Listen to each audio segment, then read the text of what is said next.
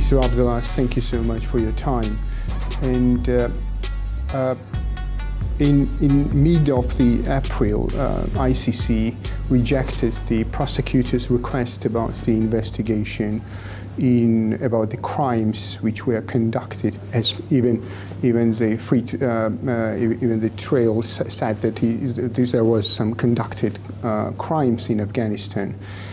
What was the reason for rejecting the prosecutor's request? Let's first to describe the reason for this rejection. Yes, indeed, the prosecutor wanted on her own initiative to open an investigation in relation to crimes allegedly committed in Afghanistan.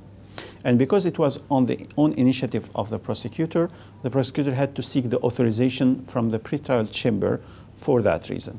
And she submitted a request to the pretrial chamber. The pretrial chamber checked different elements in the request. The pretrial chamber indeed confirmed that there is reasonable basis to believe that crimes relevant for the ICC jurisdiction have been committed in relation to the Afghanistan conflict, that there is no national investigation and prosecutions about it, that these crimes are of a sufficient gravity, and so on. That has been confirmed by the pretrial chamber. But the pretrial chamber also examined what we call the interest of justice criteria. And the pretrial chamber has indicated that in its own opinion, the interest of justice will not be met if the prosecutor opens an investigation based on a series of reasons that has been explained in the decision, including the fact that the preliminary examination took very long. The crimes that we are speaking about have allegedly been committed in 2003. The preliminary examination was opened, I think, in 2006, and then the prosecutor came end of 2017 with a request for the opening of the investigation. So in the judge's view, that was too long. That might have affected the capacity of the prosecutor to investigate effectively this because of this very long period of time. The judges also said that likely there would be no cooperation on this investigation, and that would also affect the possibility for the court to bring justice to victims. Victims might get, on the contrary, frustrated from this non-cooperation, from not seeing judicial developments and so on. And also the judges said that in their views, there's also the issue of the resources that are available to the ICC, and that should be put as a priority in investigations where the court has more chances to bring justice to the victims. So this is the decision of the pretrial chamber. There will be also a separate opinion, concurring separate opinion by one of the judges. It hasn't yet been filed. Once it will be filed, then the prosecutor office will have the possibility to analyze the full decision and the separate opinion and decide whether the prosecutor will be seeking appeal against this decision or not. So for the time being, this decision is not final. Where prosecutor's office could appeal about it? It can appeal to the ICC appeals chamber.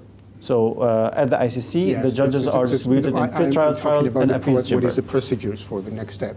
Yes.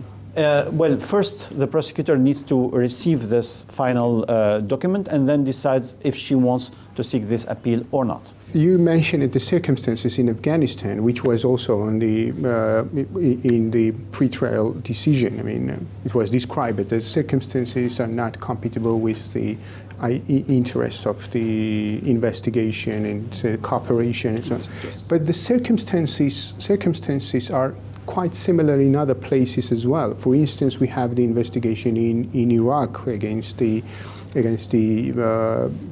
British soldiers, and there are some investigations in Africa. Even in Georgia, somehow there is a party, I mean Russia, which is not cooperating with the ICC investigation, and you are not allowed to enter to the occupied territories and so on and so on. What is the difference between the circumstances in Afghanistan and other circumstances where the investigations are being conducted? Yes, well, one element that is important to mention, just quick information, we do not have an investigation about Iraq. There is a preliminary examination about British soldiers' alleged crimes in Iraq. This is preliminary examination. We don't know what will be the outcome of it.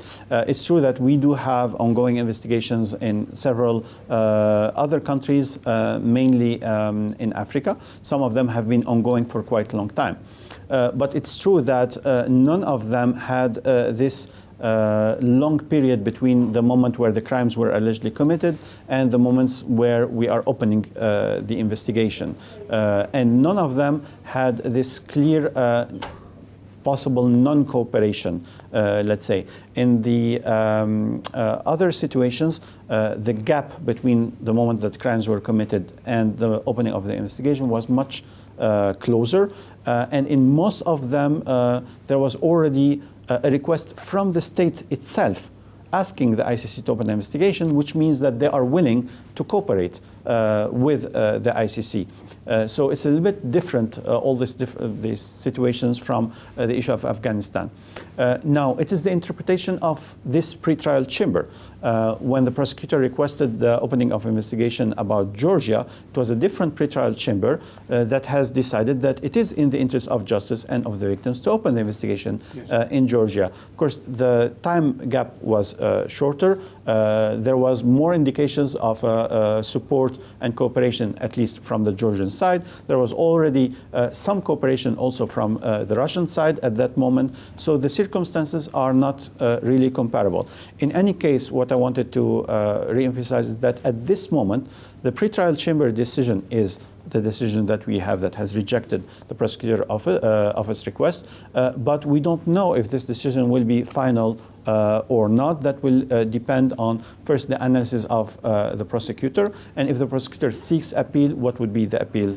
So you might understand that these questions are rising after because the decision of the pretrial chamber was somehow in the timeline was after the refusal to the Fatou Bensouda about the visas to the United States. I mean, and the statements of from the United States officials about the visa bans and also kind of sanctions or some kind of cutting some kind of fundings and so on and so on, you see. And the main critiques was that this is kind of signal to other countries that you can also make a pressure on the ICC and they will stop the investigation against you. What is your answer about that? I think that we need to separate these two issues. I understand that as a matter of timing and in the general perception, this is how people are perceiving it. But going through the decision, it's about the legal analysis of this pretrial chamber of what is the interest of justice in this specific circumstance, and that we'll see if it will be appealed, and if it's appealed, if it will be confirmed or not. As for the issue of the threats against the ICC and the ICC officials, that has already been answered by the President of the Assembly of State Parties, by a huge number of the state parties themselves, by the court itself, where all have ensured the court of their support, and that the court itself ensured everyone that we will continue our work undeterred where we have jurisdiction and according to our rule. So the question is about the application of this rule on the legal basis. This is what the judges have decided, and this is completely separate from the issue of having pressure or not. The judges cannot be pressured. They have the mandate and all the guarantees and the support that is needed in order to deliver what they believe is the good application of the law. That's the only thing that can guide them. How can you manage with this kind of media environment, which is right now because of this timeline is around the ICC, which somehow I do think that somehow affects the reputation of the ICC. I mean, because of the timeline. Yes, I understand. What could be the ICC's response to this kind of, let's call it, challenge? Well, I understand that, and you may recall that this type of challenges have already existed also in the past. With every investigation, with every decision from the ICC, there was always some attempt to politicize it, to link it to a political development somewhere. I remember some decisions that people were criticizing because it is on the third anniversary of I don't know which political event that has happened at a certain time. So people have always the natural tendency of connecting judicial timing or judicial decisions to political and contextual elements. But this is not the case. The court, the judges, and the prosecutor, they do what they believe is the good application of the law. This is the only guide that is guiding them.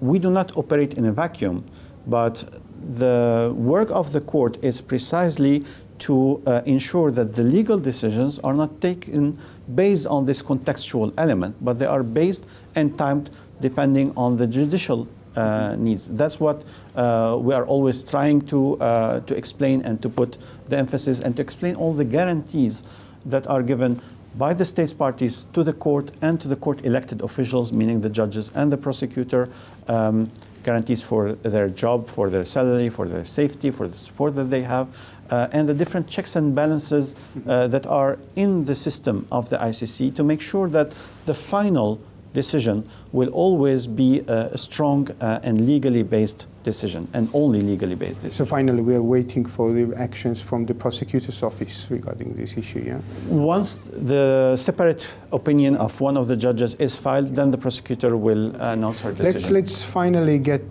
move to the victims. I mean, as I know, the prosecutor's appeal was based, somehow was based on the more than 700 applications from the victims.